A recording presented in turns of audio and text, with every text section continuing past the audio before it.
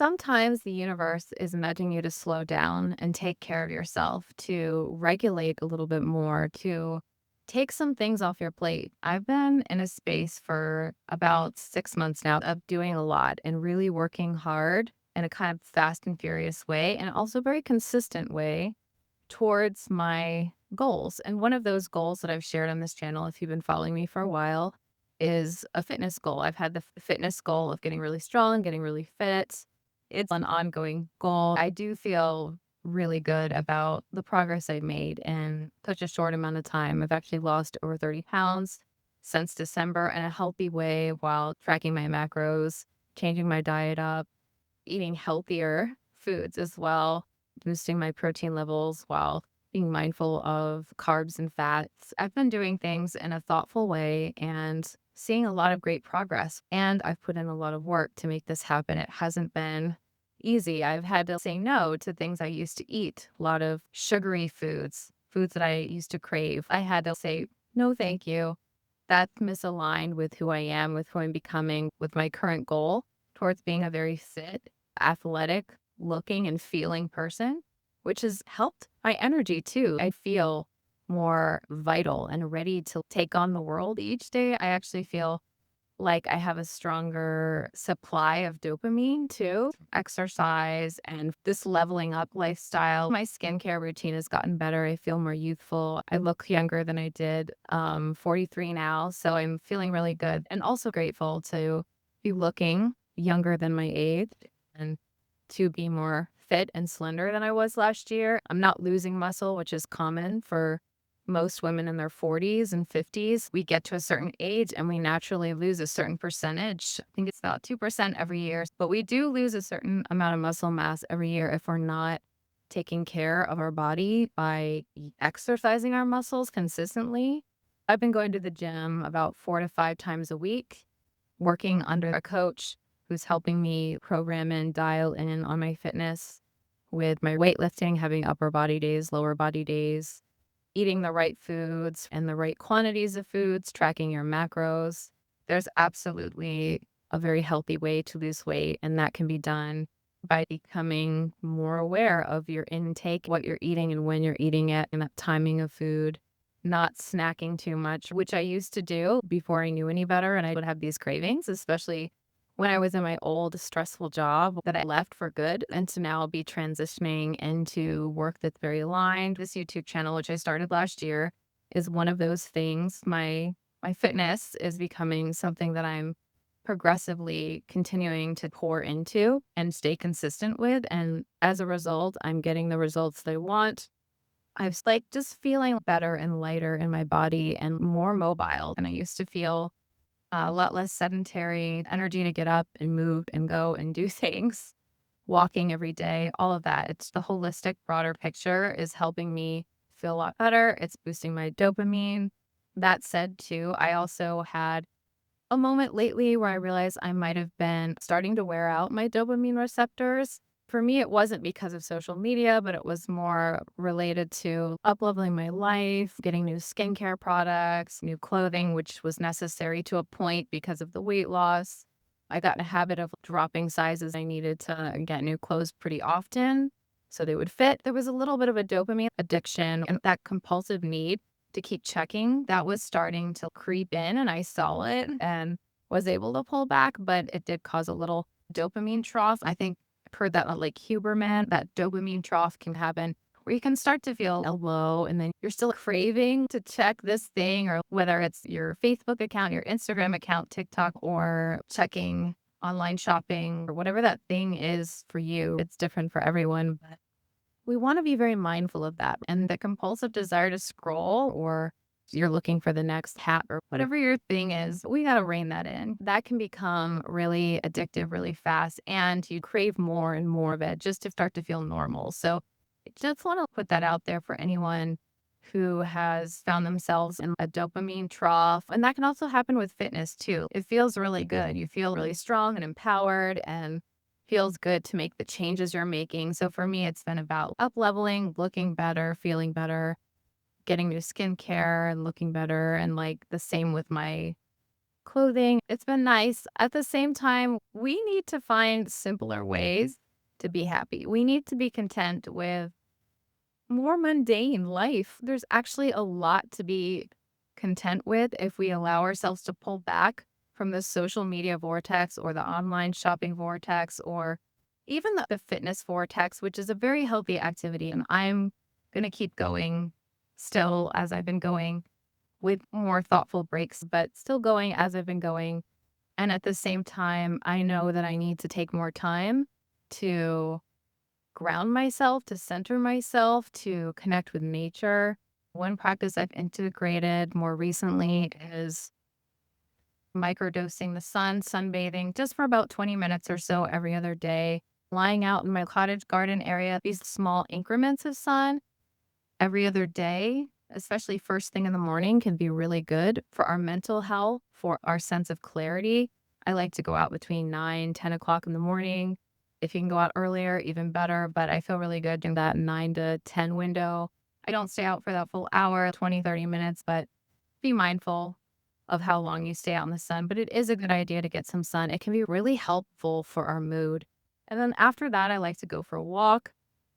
So I'll wear a sun hat for that because I don't want to overdo the sun. I go for a walk, I come back, it's meditation time. Sometimes I'll eat lunch and then I'll meditate or vice versa, but that's a great time midday to meditate or go to the gym. In my case, a lot of days I go to the gym, but not every day. So just depends on the particular day of the week for me.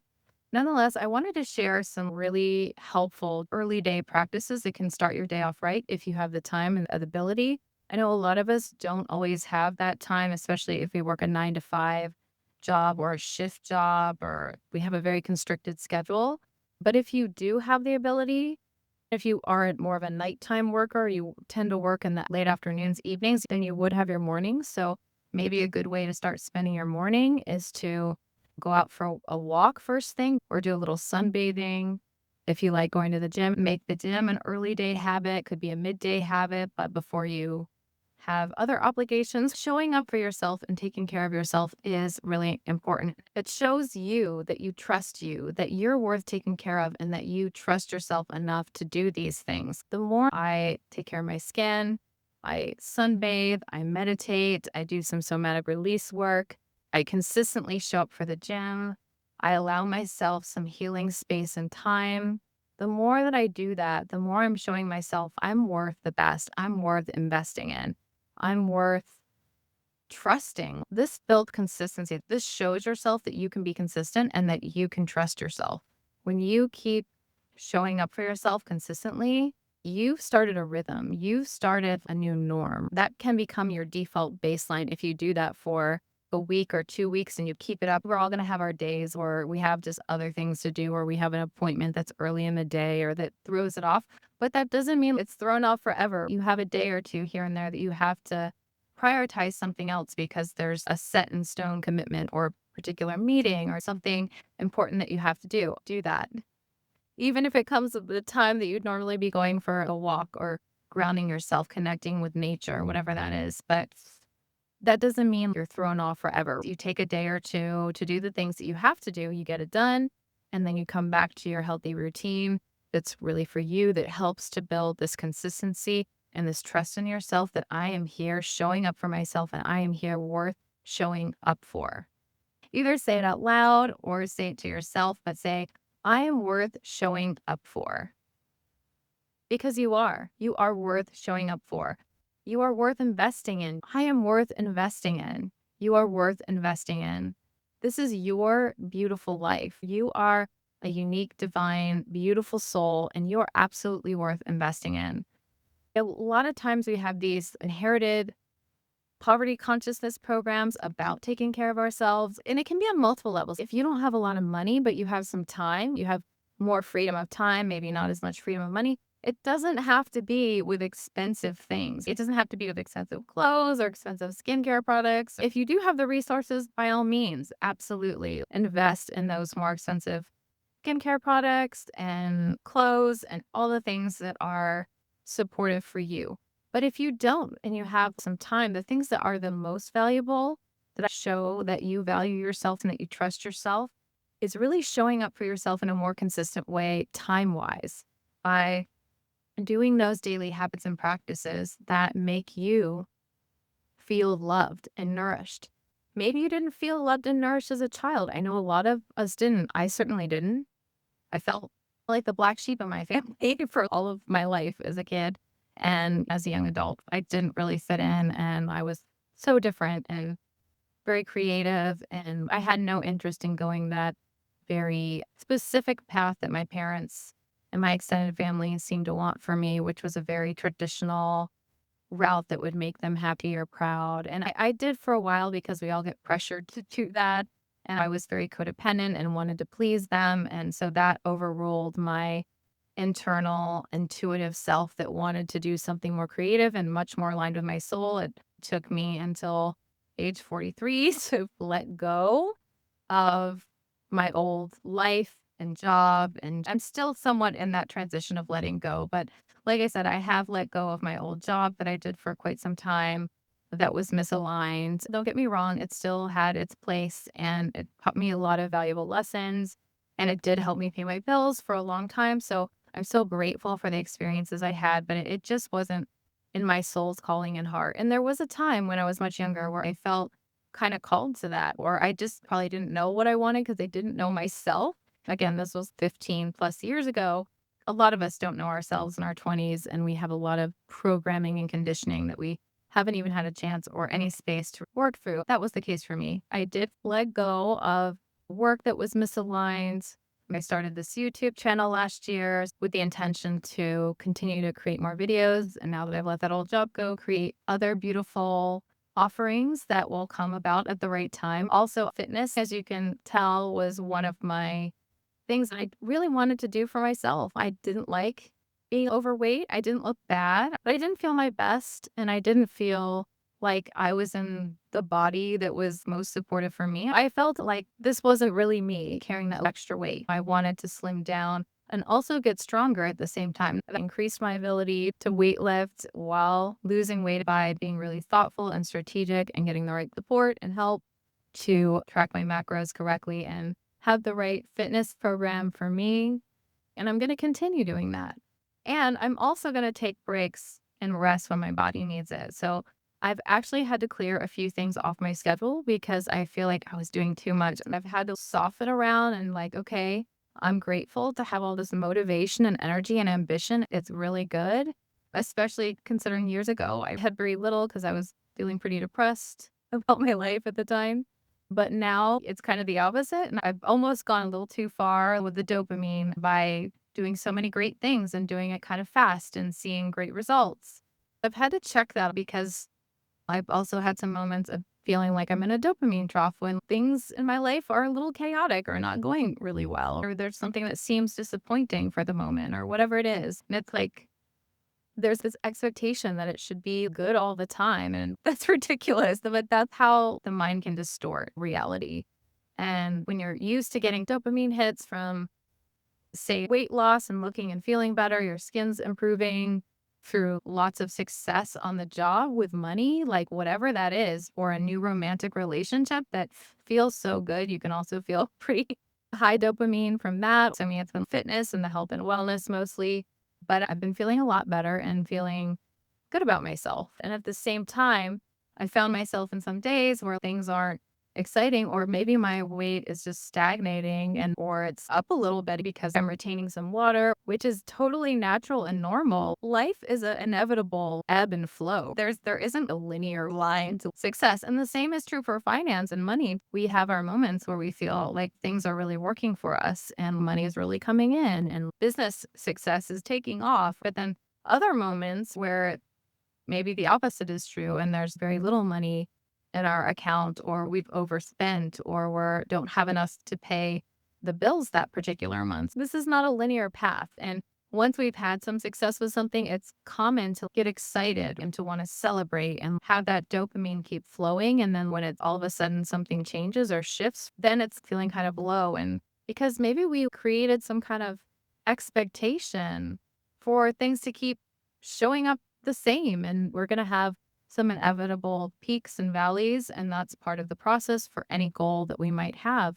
But if we have been in a phase of feeling lots of dopamine from getting some of the outcome we want from a goal, then it's common to feel a little let down if something isn't working as great all of a sudden, or wearing out our dopamine receptors can also happen from overuse of social media, from more extreme things than that too, like gambling addiction or using drugs, which that's a whole other level. I'm not talking on that level. I can't even speak to that level, but overuse of social media, maybe online shopping, lots of other things akin to that. Indulging in sweet can give us a little bit of that dopamine high. And the same with achieving our goals, which feels so positive and it still can affect our dopamine levels. We really just want to find that healthy balance with allowing dopamine to be in our system and to work for us. But we need to soften that. We need to soften around that. We need to give ourselves moments where we are allowing ourselves to intentionally withdraw from that constant stimulation from whatever it is, the thing that gets our dopamine going. Like for me in this scenario with the fitness, that's a very positive goal with a positive outcome. But at the same time, there is some attachment. Just keep seeing these results and seeing them so fast and almost an expectation. And then when it's maybe slowing down in terms of the weight loss piece of it, because it has to at some point, and there's these valleys, not just peaks. So we need to be mindful that when we experience these peaks, that these valleys are inevitable. And it's also healthy to have these valleys at the same time and to also not need to fill that valley necessarily with more stimulation, or if that one particular thing isn't working out all of a sudden, then with another type of stimulation to fill the void, this void of, oh, I need more dopamine. I was feeling so good and now I'm not all of a sudden. It's just a dopamine trough because you've plateaued a little bit on whatever that thing was, whether it was financial success, work success, fitness success, whatever it was, or maybe it was something that wasn't related to success, like overusing social media or overeating too many sweets, which is less of a positive thing, but still a thing where you could feel a trough. We don't need to fill that with something else or with more of the same thing. What that is an opportunity to take space and to ground yourself and go back to some habits that are going to feed your soul and spirit in a more loving and healthy way, because we also need space to integrate what we've learned, to integrate our growth. There's a lot of growth that's been happening in my nervous system and my body and my spirit, mind consciousness lately. And it's starting to show too in the way I look and feel and show up in the world, which is beautiful. But at the same time, I know that I need space to integrate all this change. It's a lot of change and it's happened in a relatively short amount of time.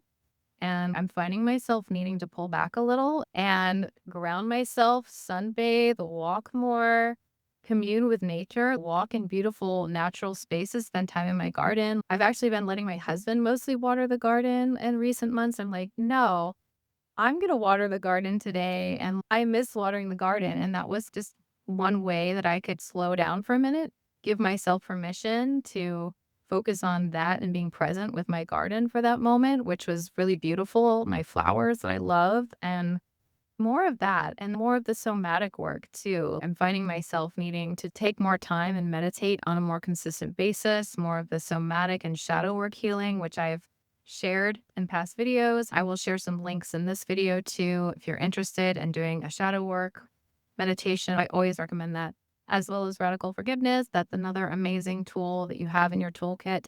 The links will be there if you want to check them out.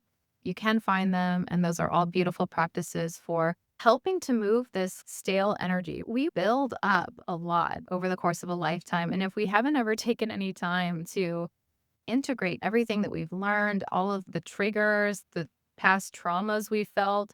Remember, trauma doesn't have to be some big earth shattering thing that happened in your life. It's just if you resisted that in the moment, then you stored it energetically in your body. You stored that as a pain point, something to tighten around and resist because you weren't open to fully feeling whatever that feeling was, whether it was fear or shame or guilt or anger, whatever it was in a moment where you had an interaction with somebody or multiple people. You stored that in your body. A lot of times we store that in our first three chakras, or sometimes in our heart and our throat chakra as well. It's a kindness to allow ourselves the space, the quiet space, the comfort of our own home, bedroom, wherever we have a quiet, safe space to allow ourselves to feel those feelings. You can't do it all at once. You have to pick whatever memory is wanting to come up, whatever memory or feeling sensation is wanting to come up. Maybe it was earlier that week or yesterday, or maybe it was from 30 years ago, whatever it was from. It bubbles up and it wants to come up, and you're meant to feel it. You're meant to have compassion for it and allow yourself to feel that energy fully. And I like to say the Ho'oponopono prayer to that part of myself that's been storing that painful emotion. I find it so powerful when I'm feeling that, and I'm usually crying. It usually brings up tears. Sometimes it can be a tremor or shaking it out. Your body will know how to release it.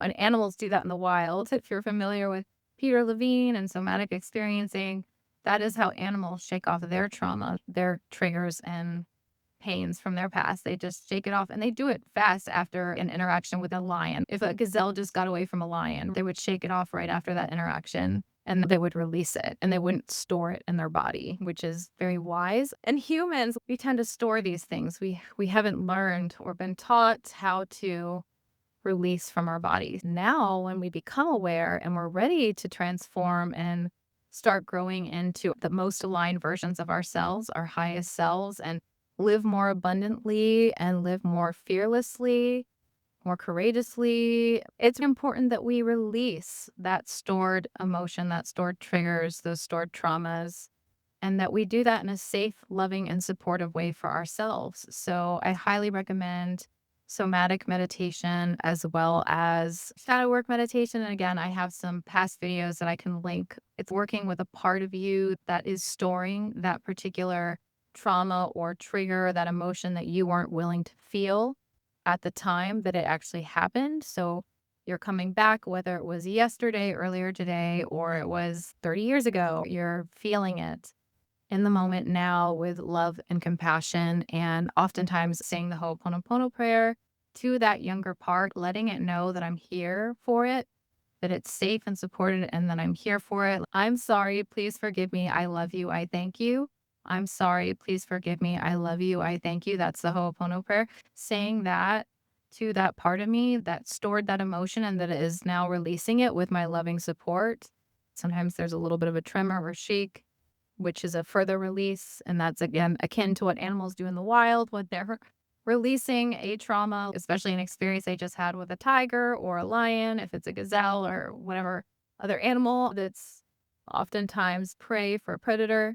That is the key. Continuously showing up for yourself 2 or 3 times a week. The more, the better. But even if you can just do it once a week, that's so much better than not doing it at all. So if you only have one day a week, then that is so much better than not doing it at all. So give yourself kudos for that. But if you can do it at least 3 times a week or every day, even better, all the better, because you will start to clear this stuff out more. The more you clear this out of your system, this heavy energy from the past, whether it was from the recent past or the far gone past, the more free you're going to feel, and the more you're going to trust yourself, and the more able you're going to be to take some risks in your life and go for the things that you want to go for, to try for what you want to try for. Anything worth doing, you just got to do it. You are worth showing up for. This is a reminder to take some rest, take some you time. You are absolutely worth showing up for.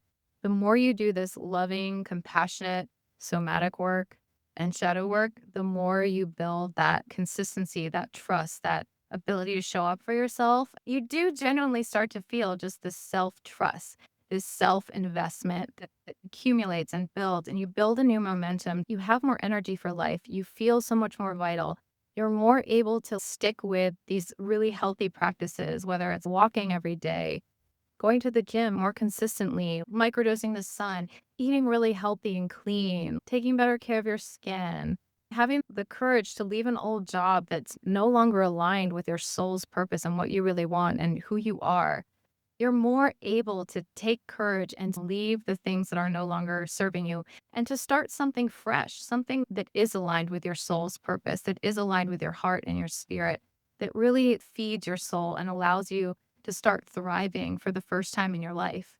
So that's the beauty of showing up for yourself consistently and doing these healthy practices. And just start with one thing. If all you have time for is one thing, start with one thing. If for you it's just drinking more water every day, that is a great place to start. And now you're starting to get in your 8 glasses of water a day, even that will have a big impact on your life. And you will start to feel the effects of that. And that will eventually compound. And you'll find yourself, after you stuck with that habit for a while, wanting to do other habits that are similar, other habits that are also going to help you to further trust yourself, level up, and align with your soul. So I'm going to leave it there for today.